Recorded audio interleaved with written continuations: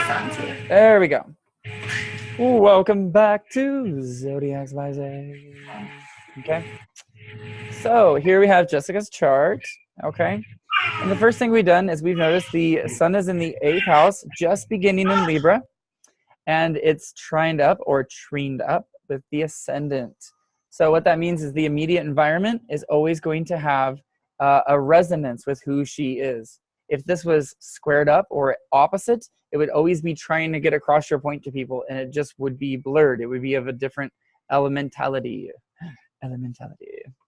Okay, so basically these getting along, which we can see with, let's see here. Project an aura of confidence, self-assurance that announces to the world, I know who I am and what I'm worth.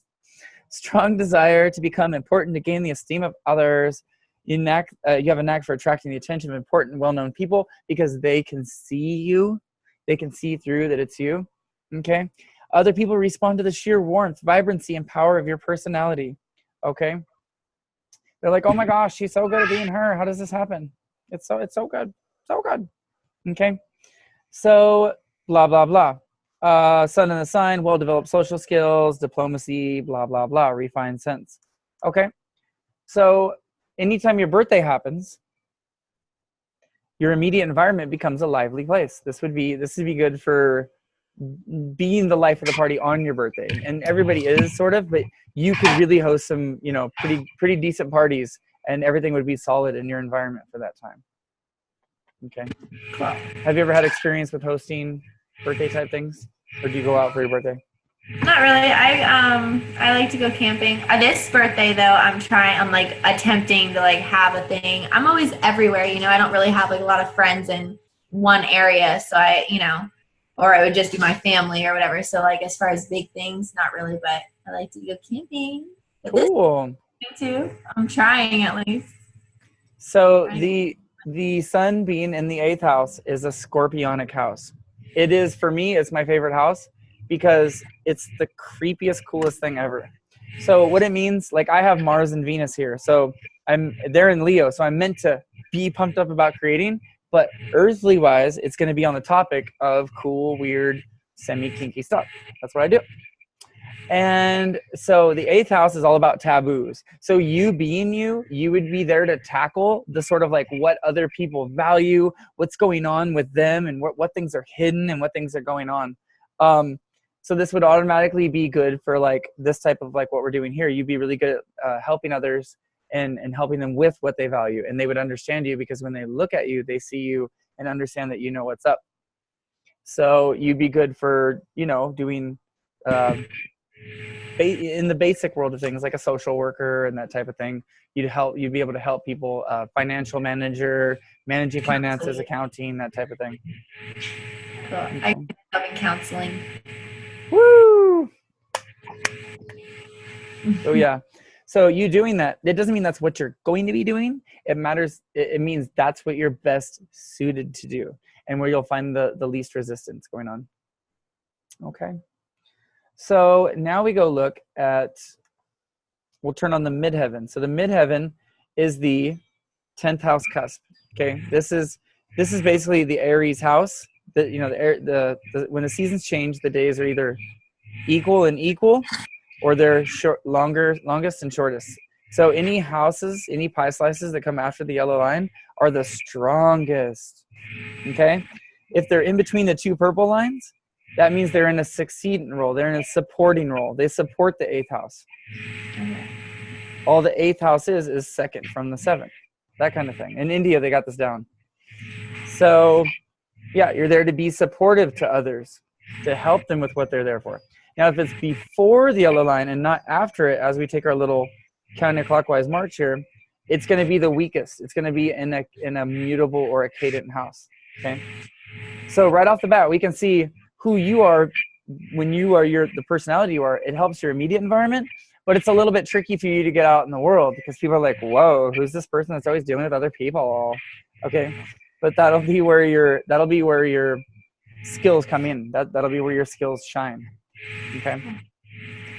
So now let's go look at the personal planets. Now again, Mercury and Venus are never going to be more than one sign away. I think you have Venus right here and then Mercury be behind it. I really don't remember. Luckily, I have a horrible memory, so it's impossible for me to cheat here. Okay. Oh, reversed. I was wrong. Actually, well, because we were talking about Scorpio, but actually, Venus is way back here. She's lagging. Now, right after you were born, Venus would go retrograde, or Mercury would go retrograde. He'd slip behind. Venus is going to speed up, and they just sit there and figure eight.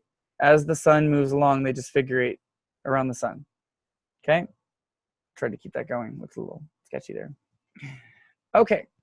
So the sun being in the middle, okay, so watch this. When I read just this midpoint, your individuality is going to be in between how you relate to others and what you go do. So you're going to see the natural mediator is going to be passionate for the job and get out there and do all this and that and whoop-de-woo, okay? So if we just go read the midpoints, the capacity to love and be loved, harmonious self-expression, personal charm and appeal, a positive self-image, attachment based on sincere affection, a loving and devoted partner, artistic aspirations, aesthetic sense, recognition in the arts, entertainment sectors, or professional life. Okay, so you're meant to take all this self-expression, and this Venus is over here. She's going to love the more spontaneous clothing. She's going to like good swimsuits. She's going to enjoy to have shirts that say band names or that say I'm on this team. And have you worn any clothing like that? I mean, spontaneous for sure, or just stuff that does not match, and I do not care. But it's going to be about you.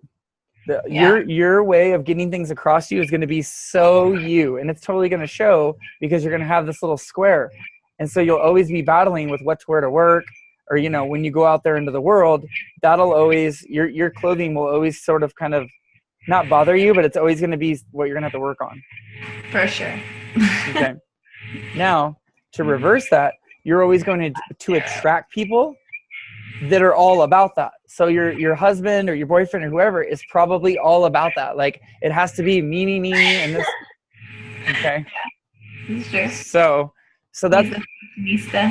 Yeah, exactly. So that is not going to change. Don't try to move that. Just accept it. Okay. What you're here to do out in the world is to be this investigative, down to the details, looking into the more hidden aspects of things and helping people through that. Those things are not moving. See? I need a little like laser pointer that knows my fingertips. Okay. So blah, blah, blah.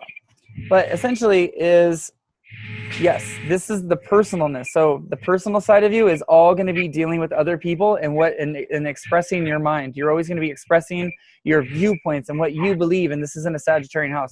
This has a degree of travel built into it. Just because anytime it comes up here and things hit the 9th house, it'll always pique your curiosity. Ooh, I want to go out and discuss who I am for a living. And you'll speak about your philosophies for your job.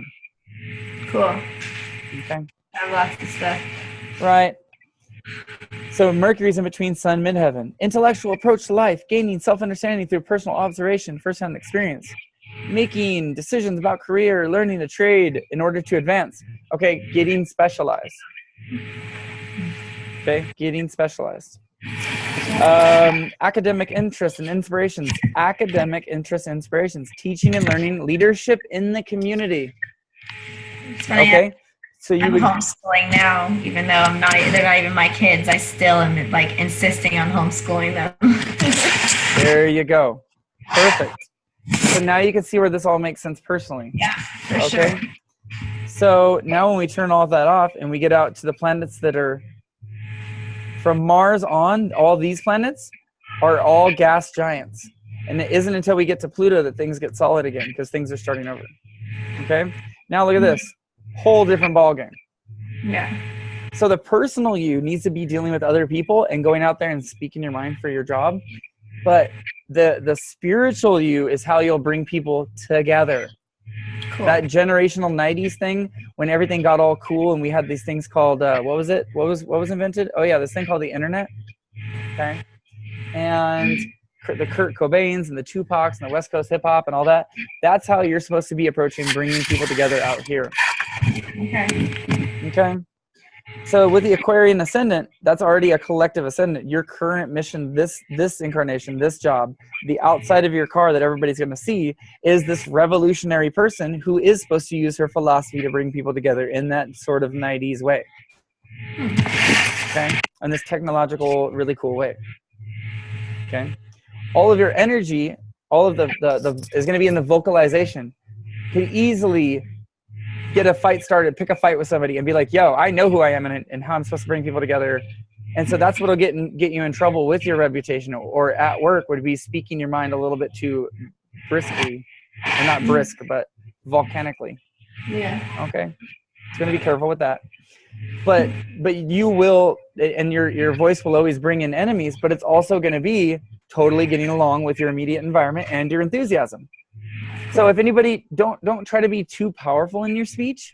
Like, don't try to be like, this is how it is. Be like, hey, I'm so excited, and then people will understand you. Yeah. So if your energy's like, if people think you're too intense, convert it over into enthusiasm about the variety of life. We'll put it like that. Right. Okay. So we have Jillian doing some guest star hair brushing. She's doing a celebrity hairbrush. Okay. Oh, a celebrity a cat petting here. A cat petting. Hi, kitty. Kitty. Kitty. Okay. So, anyways, we'll go ahead. We have 10 minutes. We have a little bit left on this recording. I just wanted to, get this started. But in summary, and once we put on Rahu and Ketu, the moon's north and south node, we could see the full scope of the picture. Look at that moon. Look how much difference the moon made right there. Let's go back and look at that for a second. We take off the moon. Everything's doing what it is. Lots of water. So your current incarnation is to focus on your imagination and focus on diving into the depths of like the recycling bin and pulling out all the cool imagination. Okay. So then when you go to help other people, you want to help them to understand, why things are so deep and how to pull into that imagination. That is a very warm moon right there. Extremely warm moon. Really the only thing it's not getting along with is the personality has a little bit trouble how to communicate the personality because they're at 150 degrees. So instead of the oppositeness being feminine to feminine, Virgo Pisces, it's feminine to masculine. So there's a little bit of kink in the hose, especially with parental stuff. It would be sort of this agitation between the parent, one of the parents being more masculine, feminine, and it kind of creating this sort of counterbalance that gets a little tipped. But essentially, in the first house will be all of the pale. You'll have that pale sort of, right around the chin area. It'll be the most sensitive, and we'll be very sensitive with speech and all this, and we'll always talk about their emotions, blah, blah, blah. But as soon as it gets down here into like how to make the decisions and it gets closer to the shoulders, this goes from head to shoulders, knees and toes, knees and toes. But that was kind of accurate right there. Just saying. But as it gets further to the shoulders, then you could be a bit more fiery and, have the more bathing suit, whatever. But towards the chin area, you could get away with wearing like, more wetter makeup. I can't because I have fire and earth right here, so I can't really I can wear cream down here, but I have to wear powder on my forehead because it's fire. So that's why girls look so silly when they do the full mime thing, because you're actually covering up. It's mixing two different zodiac signs into one, and so that's how you get the masking effect. Pro tip. If you want to, as a pro tip, you want to be a little bit different, more different. Doesn't matter how you do it. You want to be more, again, put more powdery towards the top. Then you can get more liquidy towards the bottom. Okay? Makeup tips by Zay. Hybrid makeup tips. Anyways, yes, you're basically, in summary, you're meant to use your confidence, because this is look how warm that is right there. Very confident moon. It's getting along with the ascendant, and it's getting along with what it's here to do out in the world and that power. So use your emotions powerfully. Don't really speak too powerfully. Okay, that's not going to really win you any points, but you want to speak with authority, and you definitely want to be a commanding presence, but in an optimistic, confident way. Shine your confidence, and that'll win you points. Okay, so you're always gonna meet these Leo personality types that are going to kind of conflict with what you're here to do out in the world. But essentially, yeah, use your confidence and know that you're a revolutionary being here to break things down in a very technological, modern way, but to do it in a very humble way and help other people through your work. You showed Jill her like feminine and masculine like percentages. and I see that. Yes, totally. Okay, for the sake of this video, I'm going to end the video here. Woo woo! This little clip has been brought to you by Zodiacs by Zay. Okay. Woo woo! That was cool. Thank you. Yes, thank you for participating. These things, to be able to put them on YouTube and Periscope, really helps, especially to have both of you here, because it shows that I know how to deal with, you know, different dynamics. I'm really going to enjoy having a whole family here. Can you imagine that? A family that lives in completely different areas, and then I'm able to do a reading for the mom and the dad and the 3 kids, or the 2 kids, and be able to bring them all into one. So yeah, that's what I've been like all about it, and like doing all our charts and stuff. Do you know, do you watch Sage Goddess? I have not had Sage.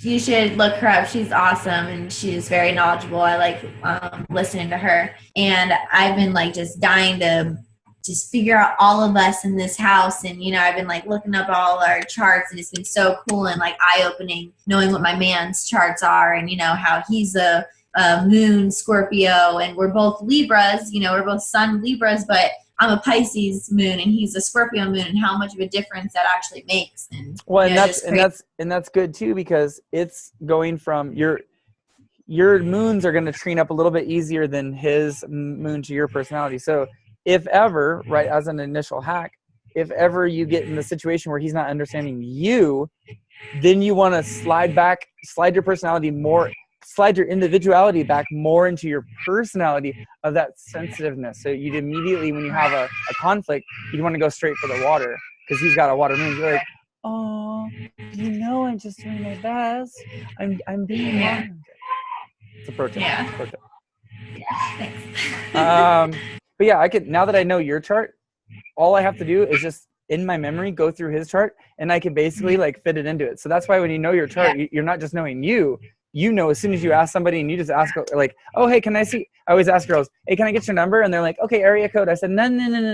Let me see that ID. Yeah. You think I was asking for your number? No, I already got your Facebook. So why would I do that? Cool. I'm getting way too good at this. Yeah, I was always freaking out because my son is a Scorpio sun, Scorpio moon, and I am freaking out. Well, but you're never gonna move them. It's like Batman. You don't move Batman. You create a situation for Batman to have to deal with. So that's why the Joker is always winning the game, because he's taking action, and he's